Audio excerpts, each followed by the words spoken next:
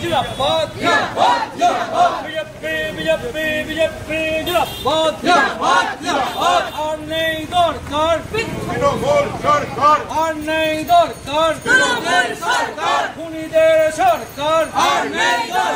খুনিদের সরকার আর নেই দরকার আর নেই দরকার খুনিদের সরকার আর নেই দরকার খুনিদের সরকার খগেন মুর্মুদের ওপর হামলা কেন হলো প্রশাসন জব্দ তৃণমূল জব্দ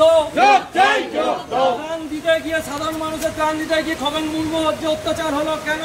তৃণমূল জব্দ মুর্মুর ওপর হামলা কেন হলো তৃণমূল জব্দ জবাব তোমায় দিতেই হবে জবাব তোমায় দিতেই হবে